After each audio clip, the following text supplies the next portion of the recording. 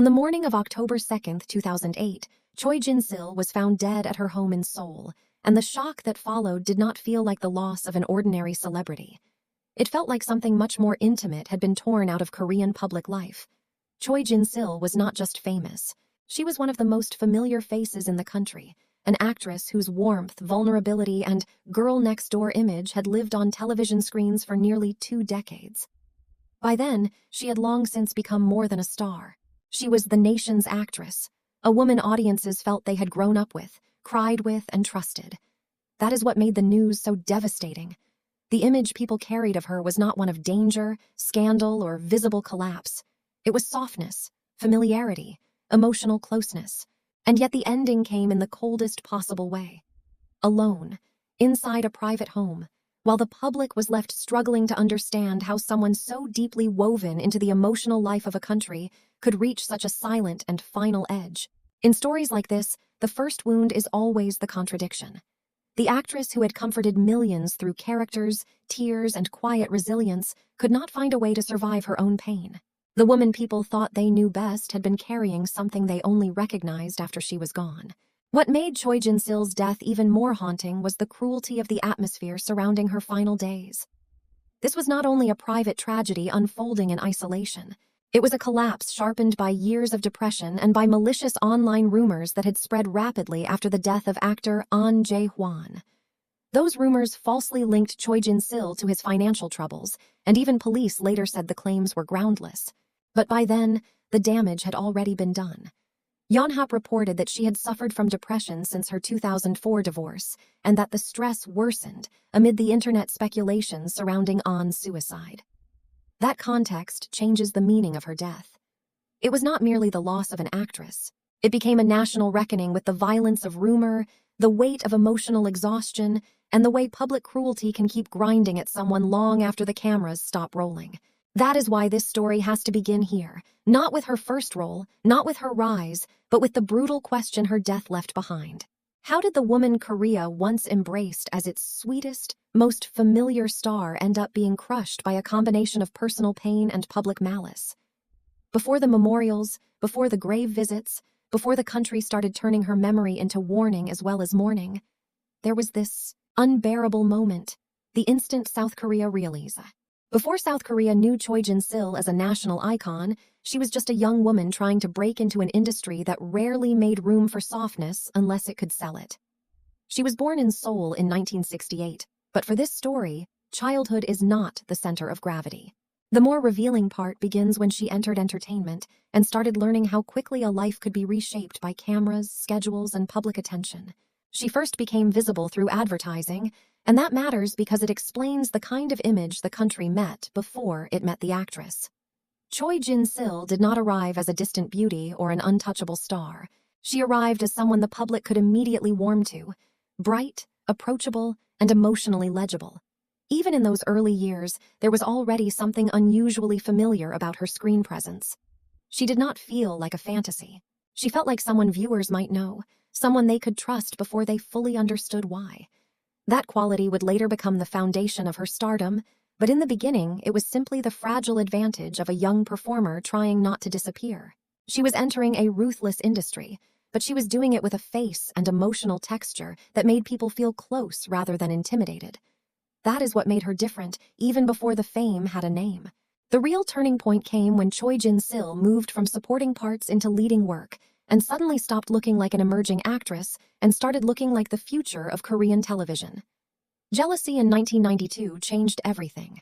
It gave her a lead role, helped launch her television career, reached a 56.1% final episode rating, and became the first Korean production to be broadcast overseas.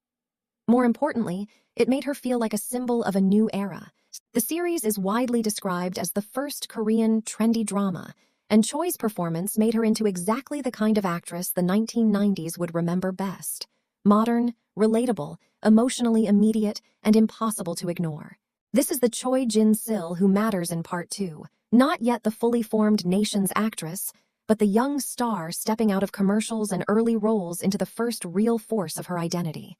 Before the awards, before Star in My Heart, before the legend hardened around her, there was a woman in the early 1990s becoming beloved because she made fame look human.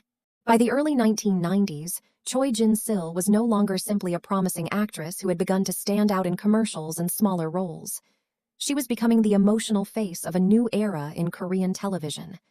Jealousy in 1992 was the breakthrough that changed everything.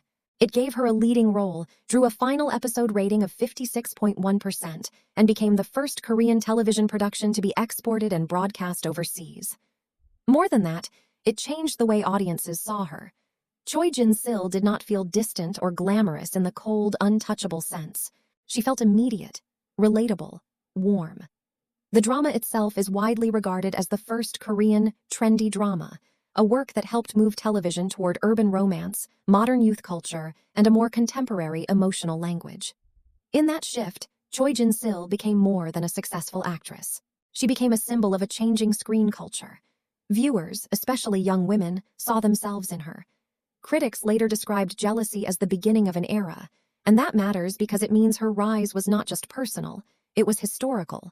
The country was changing, television was changing, and Choi Jin-sil's face arrived at exactly the moment when South Korea was ready to fall in love with a different kind of heroine. Not a distant fantasy, but a woman who felt modern, vulnerable, and alive in ways people could instantly recognize. That was the beginning of the emotional contract between Choi Jin-sil and the public. She did not simply perform for the audience, she allowed the audience to feel close to her. And once that happened, her fame became much stronger than ordinary popularity. It became affection. That affection hardened into national love over the years that followed. If Jealousy made Choi Jin-sil a star, then Star in My Heart in 1997 turned her into something far more powerful, a cultural belonging. Her performance in the drama was praised for the way she made two very different emotional registers feel believable, and the series itself drew ratings around 50% in Korea, while also becoming enormously popular in China, Taiwan, Vietnam, and even parts of Latin America. That matters because Choi Jin-sil was no longer just the actress Korea loved. She was becoming one of the faces through which Korean television itself traveled outward. Her film career was thriving too, and by the late 1990s she was no longer a star attached to one hit or one period. She was everywhere: film, drama, advertising, public memory. Wikipedia's career summary describes her as widely regarded as the most popular actress of her time, leading the entertainment industry across film, television, and advertising. And yet what made her unforgettable was not simple dominance. It was emotional accessibility. Choi Jin-sil became beloved because she made success look human. She could be glamorous without becoming remote, tragic without becoming theatrical, and ordinary without ever becoming forgettable. That is why the title, The Nation's Actress, mattered so much. It was not just praise for ratings or fame. It was recognition that she had entered the emotional life of the country so deeply that people no longer saw her as only an actress on screen. They saw her as someone who belonged to them. And when a public figure reaches that level of closeness, the light becomes brighter than stardom. It becomes something far more dangerous, a love so wide that the world stops noticing how heavy it might be for the person carrying it. The tragedy of Choi Jin-sil was not that her life suddenly shattered in one single moment. It was that the cracks had been forming for years beneath an image the public still wanted to believe was warm, familiar, and safe. By the time the late 2000s arrived, she was no longer only a beloved actress. She was also a divorced mother of two, carrying the pressure of public scrutiny in a society that could be deeply unforgiving toward women living outside the image of domestic stability. Reports after her death said she had struggled with depression since her 2004 divorce, and that detail matters because it changes the emotional meaning of her final years. The woman audiences still remembered as the bright, approachable sweetheart of television was already living with a heaviness the screen could not show. Fame had not protected her from loneliness, it had amplified it. The very closeness that once made the country love her also made her more exposed to judgment, gossip, and emotional exhaustion. Then came the final cruelty, the malicious online rumors that spread after actor An Jae-hwan's death.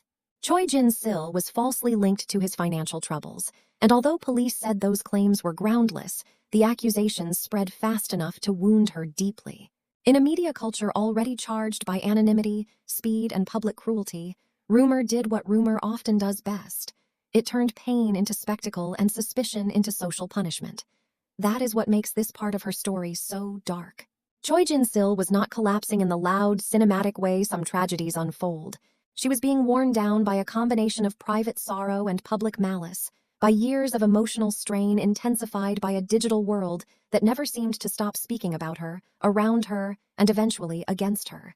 And when the end came, it felt less like an isolated act and more like the final point in a long process of erosion.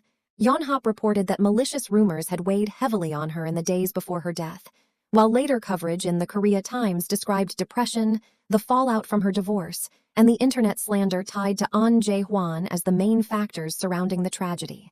That combination is what makes Choi Jin-sil's story linger so painfully in South Korea's public memory. She did not die as a fading star forgotten by the culture that once loved her. She died as one of its most recognizable women, someone still emotionally present in the national imagination, someone whose suffering the public only began to name after she was already gone. Her death forced a broader reckoning with the violence of online rumor, the vulnerability of celebrities, and the cost of expecting public figures to remain emotionally available while stripping away their privacy and dignity at the same time. Even years later, discussions of her death still return to that unbearable contradiction. South Korea called her the nation's actress. But being loved by a nation was not enough to protect her from being slowly crushed by the ugliest parts of that same public attention. That is why Part 4 cannot be written as a simple descent. It has to be understood as an exposure. The smile that had once made her so beloved did not disappear because it was false. It disappeared because it was not armor. Choi Jin-sil did not fall in front of the camera. She fell under the accumulated weight of depression, family pain, and the relentless cruelty of rumors that moved faster than compassion. And by the time the country recognized the depth of that wound, it was already standing at her funeral, trying to turn grief into understanding long after understanding might have saved her. When Choi Jin-sil's funeral was held in October 2008, the grief no longer felt like a private family tragedy. It became something national, public, and painfully visible. Her funeral was held at Samsung Seoul Hospital, and the atmosphere was described as solemn and devastated, as if the country still had not caught up to the fact that one of its most familiar women was truly gone.